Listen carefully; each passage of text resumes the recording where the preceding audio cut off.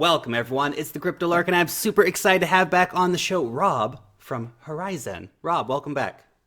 Lark, truly a pleasure. Always fun to come chat. Now, we're going to be talking about, what's coming up for Horizen, what can we look forward to in 2019, but I really wanted to start the conversation off on the topic of privacy a little more in general. Now, I want to hit you with a few fun questions just to get things warmed up and just to get people thinking about why is privacy so important anyway. Do you think it is possible to have privacy on the modern internet? Oh my Lord, what a great question. What a great way to start, exactly. So I think yes, I do think so. I think it's more of a kind of one of these objectives than the limit that we try to work towards, and who knows if we'll ever really get there. But we're taking big strides. I mean, at least in the cryptocurrency world, we're starting to think about things like your money as being something that ought to be private and not open to anyone in the world, and not have to seek permission to be part of a monetary system. So we're getting there, and even in like in the zero knowledge world that we're in, and Zcash pioneered the information packets that we broadcast across our networks, or have the option for extreme privacy. So we're getting there, not quite, because there's so many things that we do that are completely spied on, and that's not always a bad thing either. So and I have to be the devil's advocate here because I'm a huge privacy advocate, but at the same time, I still am guilty of using Gmail or Google Chrome and different tools that I know, or even my cell phone, where I walk around and I know my cellular carrier is probably selling my GPS location data. So it's, we all use tools out of convenience that we know are, or maybe not everyone knows, but if you take a little bit of time, that you're giving up some of your privacy for that convenience. I hope though that, as we move forward, we can provide the same type of convenience, if not better, and throw in some economic incentives to actually retain your privacy. I would love to see that. We're trying to work on it. I love the idea of money as privacy. The whole concept of, because right now what we have is a completely non-private money system, right? You put your money in the bank knows exactly how much you have, and the government knows exactly how much you have, and then they tell you if you're allowed to get your money back or not. And that's not very private at all. And of course, then they tell you who you're allowed to give it to, and once you give it to somebody, they know exactly who you gave it to, how much you gave it to. Everyone's watching. Are they money laundering? Are they terrorists? Are they going to go buy drugs? Oh my God! No, don't say drugs. Oh my God!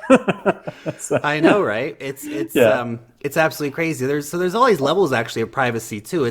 I feel like privacy is like decentralization in the sense that you can have basic privacy on the internet where other random people on the internet may not be able to easily tell who you are. But in terms of privacy to the point where the CIA can't figure out what you're doing, that's really hard to achieve because they're pretty snoopy. Right, exactly. Yeah, and at some level, the pessimists out there would say, no, you can never actually achieve real privacy because even that hardware device that your software is running on could have been tampered with before you even put the software on it. So there's so many scenarios you can kind of, war game that could make you pessimistic. But I mean, how far do you want to go down this, and do you want to sleep at night? I mean, it's really there's different ways. But they're watching. With respect to money, but with respect to money, I'm a huge libertarian, and years ago was a huge fan of. I mean, still Ayn Rand. I was going to say was a huge fan of Ayn Rand. I shouldn't put that in the past tense. But I love the idea of like individual sovereignty, the fact that a human being owns his or her own life and has a full right to do with your life as you please, as long as you don't infringe that same right upon someone else. And of course, in this context, we could think about what's the maximum freedom an individual can have before they start bumping up against the same freedoms in others, right? So I'm a huge fan of this philosophically, and I think that money is a product of our lives because we can choose what do you want to do with your life, and that translates into money in some contexts, whether it's on the consumption side or the income side. I can choose some job or some business I want to run, so I choose how to deploy my time, and I receive income because of that. And then I choose what do I want to spend my money on, and these things all translate to money. And if you don't retain control of money, you really don't retain control at the very core philosophical level of your own life. And that's why that's why I went into Bitcoin originally, because it was such a beautiful thing to think about separating money from state. It's very powerful because we're taught from a very young age that basically, money equals the state, right? It's a representation of state power and state sovereignty over you, state control over you.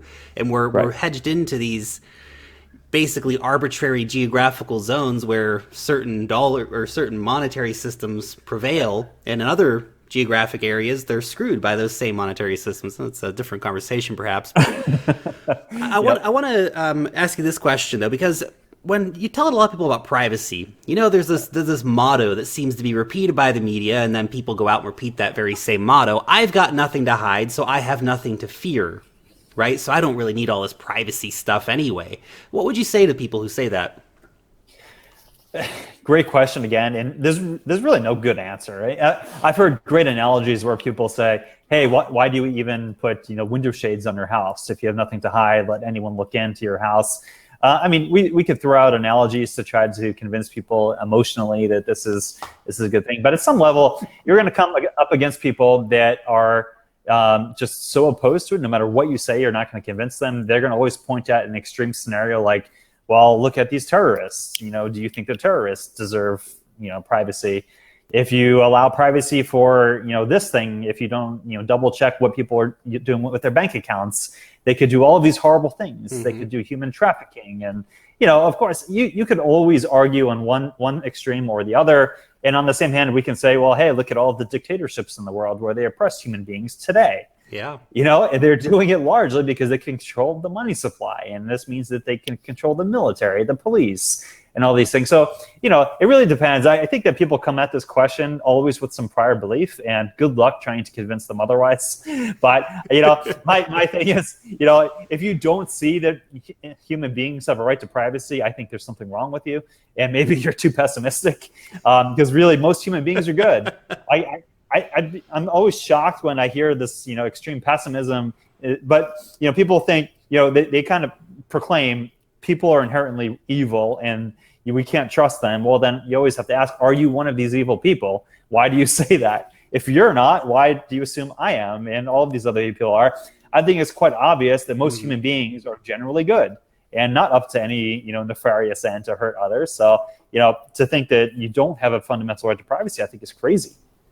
Yeah, absolutely. And this reminds me a lot of some of those old political philosophers who were talking about the ideas of the state needing to control everything, and basically, we're all these, state of nature savages running around, and the only reason we're not killing each other is because there's, some magical state dividing us to make us not kill each other.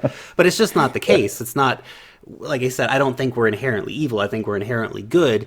Although the people who do have these fears might just be projecting because they're the ones who might want to be, That's what I wonder too. Exactly. Maybe they're the problem. But okay, Lark, you just touched on a great thing, because there's plenty of models that we can construct and say, hey, this is flawed. And we do this in economics all the time. Look, here's an externality. There's this flaw that we see in a marketplace. And then the non sequitur is always, well, let's map that to, with this amazing, perfect, flawless government, we could fix this. Well, guys, if you're saying we're flawed, markets are flawed, humans are flawed, how is government, which is endogenous to humanity, how is that somehow perfect? And, outside of the same set of flaws that, you use to justify these, all-powerful entities. Exactly. It's even the opposite. I mean, look at the Snowden revelations. It's and of course modern politics in general. It seems that mostly it's sociopaths getting into government, and it's just that's not right. Anyway, no, exactly. We could go on and on. It's like how many atrocities and inhumane things can we point to in the last 100 years that were caused by government? So I think the great lesson to learn here is, no, humanity is not perfect, but you shouldn't institutionalize such imperfection and bestow it with unlimited powers. Yeah. Well, it's amazing how much of this comes back to privacy once again, and that's an important part of our conversation, which is why I get so excited about privacy technology, because you can look at messaging, for example. How many people have been arrested over the last decades for saying the wrong things and being caught by their government saying the wrong things? I mean, it's absurd when it comes down to it. So, are there any practical tips you could give, to the folks out here in TV land, how to best ensure their privacy online? Of course, absolutely. So first things first is get a great VPN provider, so a virtual private network. And whenever you're connecting to the internet in any environments that you don't think might be perfectly secure, like a cafe or a library or wherever you are, if you're not on your home network, and even on your home network, you may want to use a VPN provider. So when you connect to the internet, make sure that you're doing so in an encrypted tunnel. If you're on your web browser, make sure you're doing things like the most basic thing is never connect to any website on anything but HTTPS if you can help it. And there's great plugins on browsers these days. One's called HTTPS Everywhere that just forces an HTTPS connection. So do basic things like this. Make sure you're not, there are other browser-based applications that you can use that kill running scripts. So there's one called NoScript, and there's others that just prevent these random scripts that often come through advertisers, but also malicious or hackers could use these script functions to now hack into your system. So make sure that you do the very, very fundamental stuff on privacy, and then always use two-factor authentication for everything. There are amazing services like password vaults that you should use. And what I love about password vaults is the number one rule is you should never have the same password for more than one site. Different sites should all have unique passwords, and they should all be close to the maximum number of characters that you can make these passwords. You should have 50-character passwords, 100-character passwords, and if you use a password vault, they typically come with password manager services, so you can create passwords that are ridiculously complex. You should do that, and there's different password vaulting services out there. There's some that are open source, there's some that are commercial.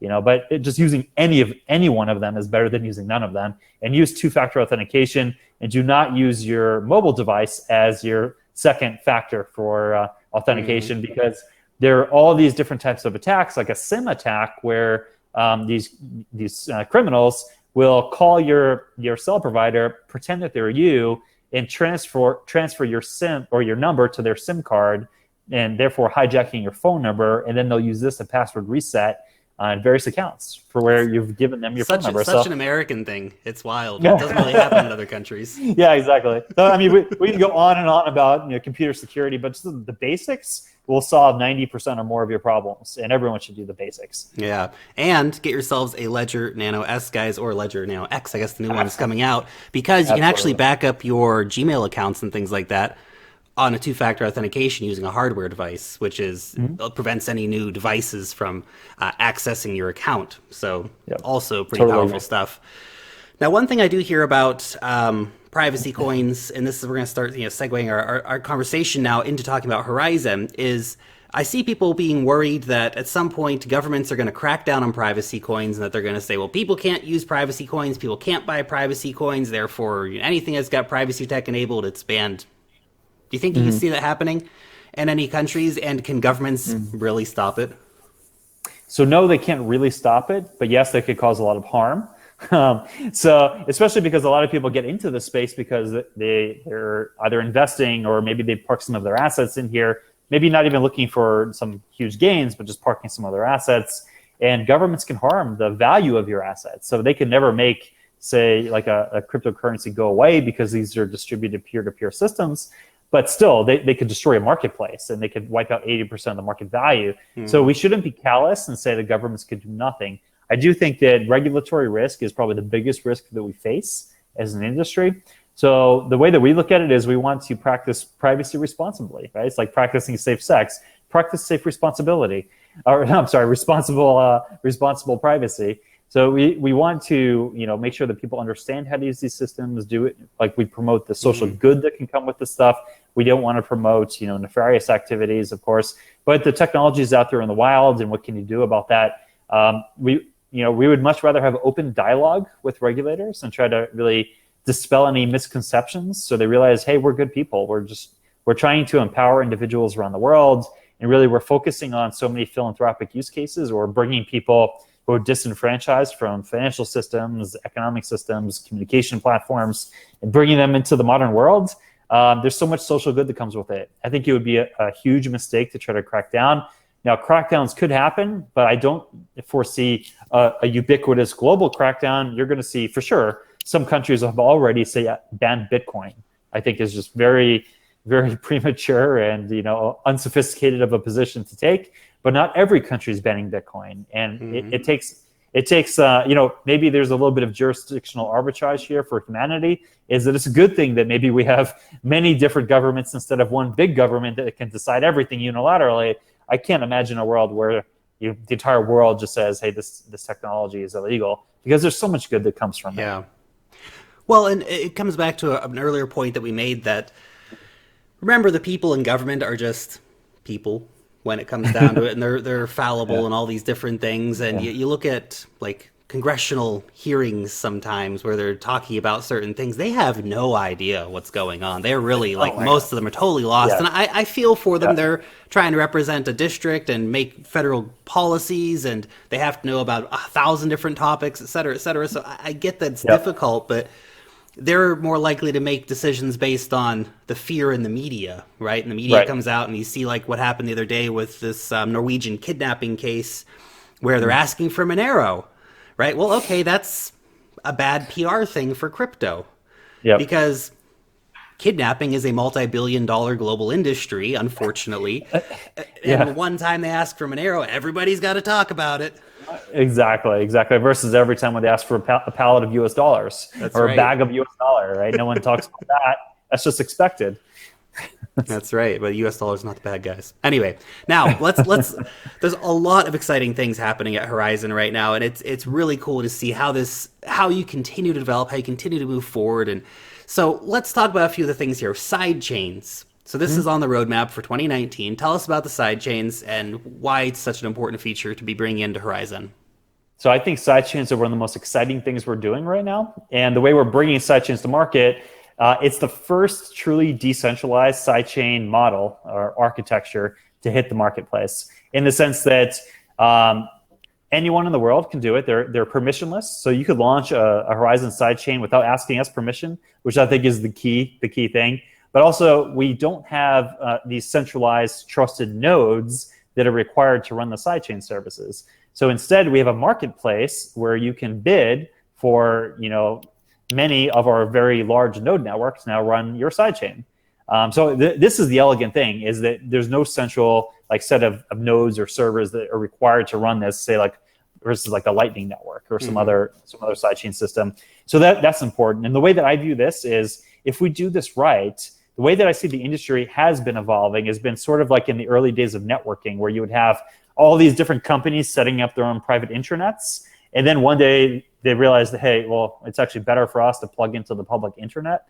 So that's where I see us taking a leading role here, is basically Horizen is providing that public internet, a public infrastructure where now you can still set up your company's sidechain.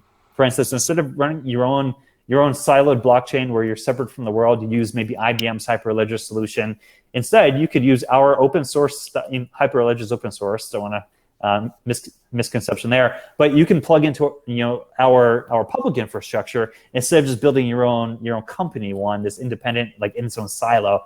I think this is huge. It's going to blow the lid off of what we're doing. I think where this is going to turbocharge us is a platform of choice if we do this right. So I'm very excited for it. The work's been ongoing for a little bit now. We released an academic paper, I think maybe last October, and we went from academic theory to prototyping rather quickly, and now we've gone from design to building that. So now the team's working on the first SDK, or software developer kit, which is really the tool set that we're going to publish to the marketplace, where now it opens up Horizen as a platform for any engineer in the world to build on top of. I think that's absolutely huge. I'm super excited for it. We already have a pipeline of clients, like very, very fun projects we're going to be bringing to market on Horizen sidechains. We're super excited to announce those and kick off those projects once the SDK is ready. Now, I imagine, obviously, you can't give us the names of those projects, but what, maybe you can give us a little hint, what kind of spheres are those focusing on? Are they like, private messaging, for example, or, I don't know, insurance or something? Yeah, so very, very vanilla. So think about like enterprise clients. So actually, what's interesting is this kicks off a whole flurry of activity down the enterprise market side, which is completely different. Think about Zen Cash as a privacy-oriented cryptocurrency, now all of a sudden morphing into an open network system that enterprises can build on top of. So it'd be very interesting projects and clients that we're bringing to market. Things like tokenization are very interesting to some of these clients. So to be able to do a specialized, dedicated, turbocharged sidechain only for tokenization is interesting in a way where you can build it so it's backward compatible with Ethereum, right? And we could replicate. So essentially, we could replicate any other blockchain project on a sidechain plugged into Horizen. So it really opens up so many different doors. We can run an EVM on a sidechain for Horizen. So then you can mimic all of the tokenization standards and then start evolving from there. So there's so many different things. Don't really want to spill the beans on a lot of different things, but of course. Now, one thing I was thinking is, for example, we can look at Komodo and they have barter decks. We can look at PivX and they have ZDEX. Stellar's got Stellar X and all these things. Yeah. Are you looking at any sort of decentralized exchange option for Horizen in order to give these projects that do launch their side chains this kind of quick liquidity? Because we know what a nightmare it can be getting listed on an exchange, especially a reputable one. Absolutely. So absolutely, that's for sure part of the planning cycle here. And especially for some of these sidechains that you're going to see, especially the tokenization sidechain, for instance, would come with its own native exchange. But of course, we'd want the tokens to be traded on exchanges all over the world. But I think it's, like you said, it's critically important for it to have its own native exchange so that you can launch. And even if you can't, say, land on a Binance or a Bittrex, you could still have some way to trade your tokens. If you don't have that, I think it's kind of a non-starter. So yes, completely agree. Now, recently, Zcash ran their sapling upgrade about a month or so ago. Obviously, you're using ZK Snark's technology. Are you going to be running the sapling upgrade for Horizen as well? So yes, that's for sure in our plan. So the way that we look at, we call this upstream improvements. So basically anything, so we're a fork of like Zcash, which is a fork of Bitcoin. So really any improvement from Bitcoin down to Zcash is interesting for us until we actually build out like a ground up rewrite, which is actually in the planning phase for the block DAG. So until we do that, our strategy is to basically pick the minimum set of upstream improvements. So not the maximum set, and there's a big difference here. We want the minimum set of important improvements that we'll bring in from the Bitcoin or Zcash. Sapling is one of these for sure. So what we've done now, we actually have a hard fork going live within a week. The code's already published, and everyone should install the new upgrade already on your system. But it goes live via hard fork. We have the Groth proving circuit for Snarks, which dropped computation down to 1/3 to 1/2 of what it was prior to this. It's not the full sapling upgrade yet because we're taking a very methodical, detailed, review of all of it. So we're going file by file and doing things methodically versus for an important reason, our code base has already had sufficient divergences from Zcash where we can't just go and port in all commits without testing out every single file and making sure that every single file doesn't break something else in our system. So we decided to take the most important improvement from sapling, which was the new Snark proving circuit, which drops the compute time for doing a shielded transaction. So that's going live in a week. And then the next cycle we do quarterly software upgrades. The next quarterly cycle will have the full sapling upgrade. Nice. Yeah, the move fast and break things motto doesn't really work very well when it comes to software, does it? No, we're done with that. Especially, so we've matured our software development process and testing cycles and everything so much. So now everything goes through detailed planning, project builds, resource allocations, and then methodical improvement, and then rigorous testing, and then we go to market.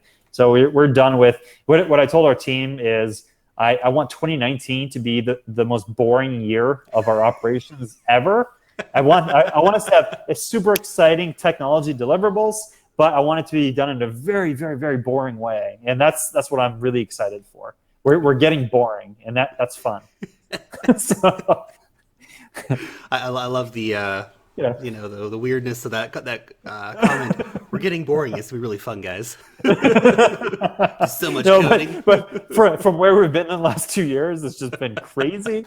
And my God, like too many sleepless nights. Our team, I'd say our team is unhealthy from the fact, like especially guys like Chronic on our team, so unhealthy. The poor guy doesn't sleep. And it's we need to stop this and have like a boring, methodical, like planned, improvements. Yeah, that's it. Well, you gotta get sleep. When you don't sleep, mistakes happen, and then it's just Exactly. you run around fixing mistakes because you didn't do it right the first time, et cetera, et cetera. Exactly. Now, you mentioned something very, very exciting, which I definitely want to follow up on, and that's you're moving to a DAG, or you're going to be implementing certain implementations of a DAG. So, can you tell us a little bit about that? That sounds really like quite different from where you are right now.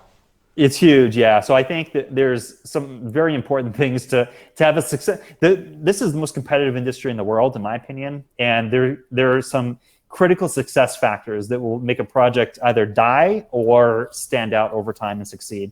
And performance is the most important thing, in my opinion. So performance, availability, and scalability, I think, are those three critical ones. And what a DAG does is it checks off two of these really important boxes on performance and scalability. So for us, scalability is twofold. It's on the main chain. We want the main chain to scale and be as fast as possible.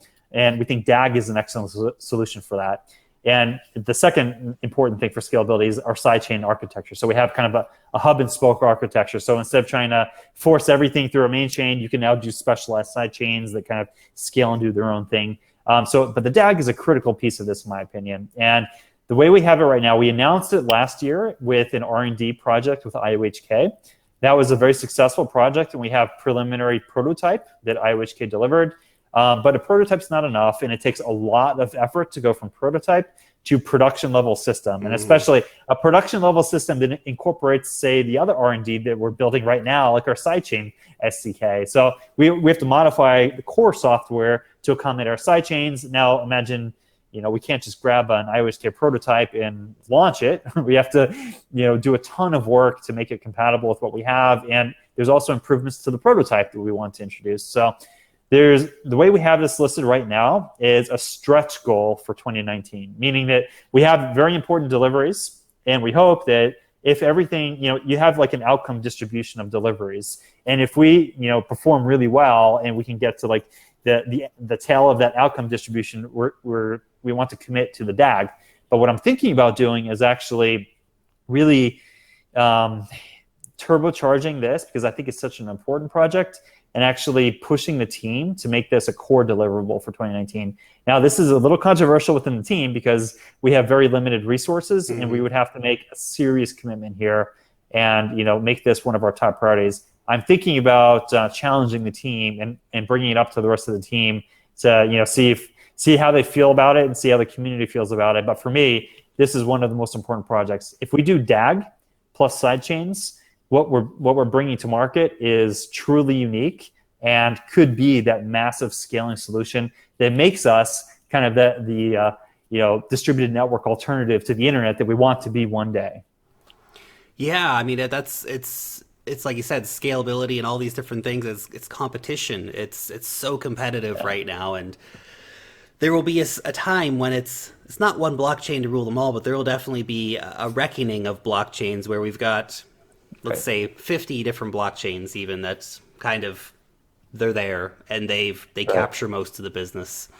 Yep. And anyone who isn't there will have a really hard time getting into that as time goes on, right? It'll be the situation of your Googles and Amazons and things that have cornered the market to the extent that they do. Yeah. And having very robust technology, like I said, we get to DAG, we get your side chains in. Obviously, the things that we're going through now with just even these little upgrades to the computational requirements of ZK snarks, that's really important, because without a robust, quick privacy feature, the ZK snarks things kind of, it doesn't present itself then as the coolest option, especially when you have, there's a lot of competition within the privacy tech space. We just had Mimblewimble coming out. Right. Yep. Obviously, the team at Monero never seems to sleep either, and they're always doing new things and trying to push Yep. things out. So it is a very exciting space in terms of the competitiveness and of the innovation happening. It's amazing to Yep. see what's happening all the time.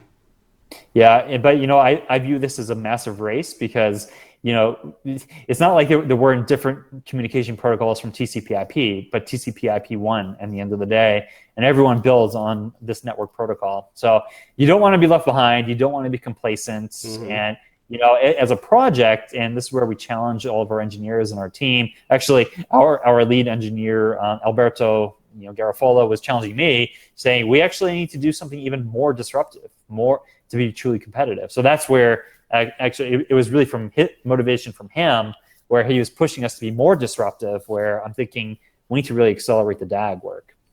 Yeah, I mean, you want to be at the cutting edge, not Right. the back of the knife, so to speak. Exactly. And that's why, in terms of prioritizing resources as a project, upstream improvements just means we're staying copying with other projects. So what do we offer the world if all we're doing is incorporating upstream improvements to our software? Or there's really no reason to exist, maybe being some diversified element.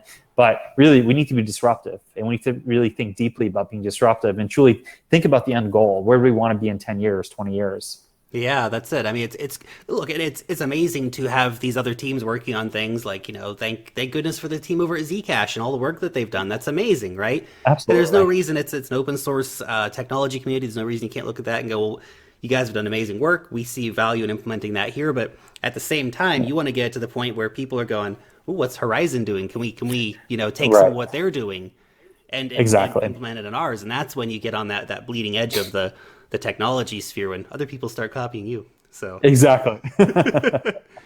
now, in terms of actually obviously funding all these developers, recently we've seen the treasury pool go from 10 to 20%. Is that part of the idea of trying to fund the developers?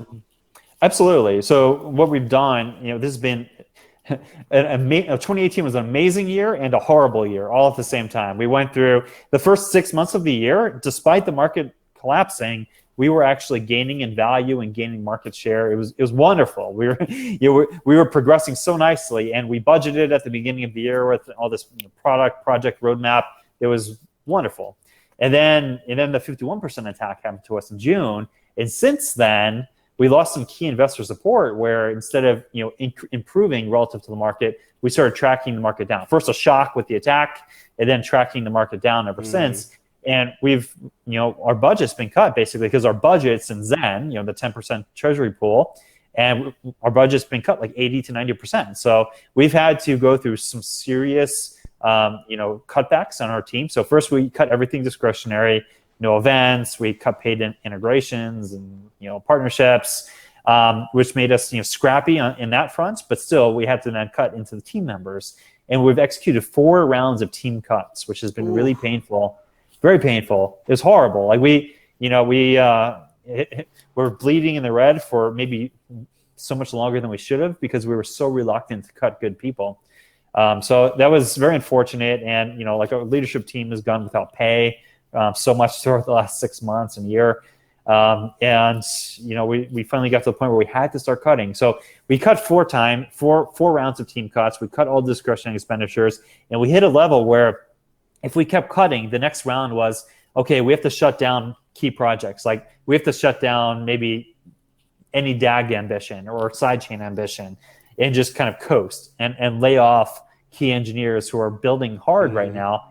So what we did was we went to the community and said, do we want to cut this or do we want to double our treasury pool? So what we did was, it was a tough trade-off, but we went to key stakeholders to make sure that people would not abandon the project if this. And what we found out was overwhelming support. Where actually the biggest concern from some of these major stakeholders was, are we going to shut down operations because we can't afford our team? That was their big concern, not whether or not they'll be making 10% more or less on the mining. So what happened was we diverted 10% from the mining pool into the treasury pool to now boost our revenue. So we did all we could to cut costs, then we boosted revenue, and now we're finally at a nice equilibrium where unless we go down another 50% or so, we're actually stable at this point, which is critical because in this industry, we need stability now, especially when it looks like the world's falling apart. It's not falling apart.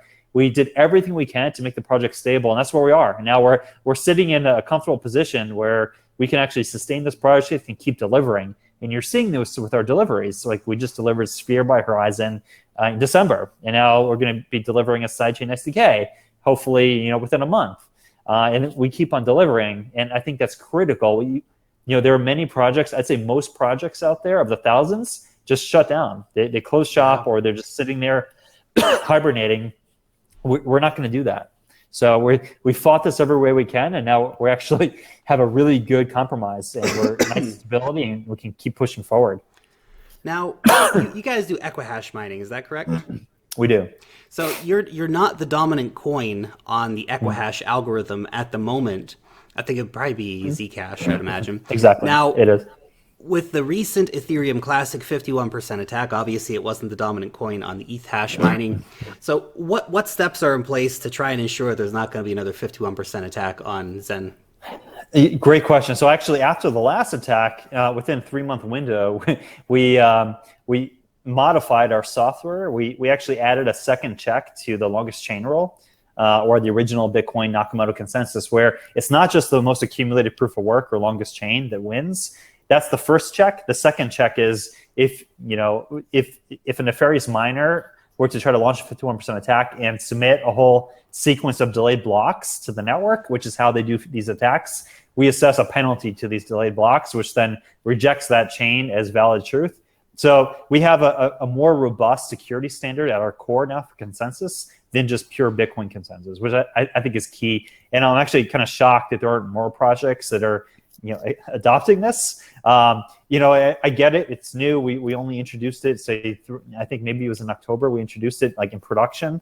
But still, like that's our thing is what we did was we introduced a generalized functional penalty into the system that can be tuned. So basically the penalty that we have right now makes it about 10x more costly to launch an attack on us. So, why would you attack Horizen if you can go after all the other low-hanging fruit? But it's actually arbitrary. We can make it 100x, 1000x, whatever we want.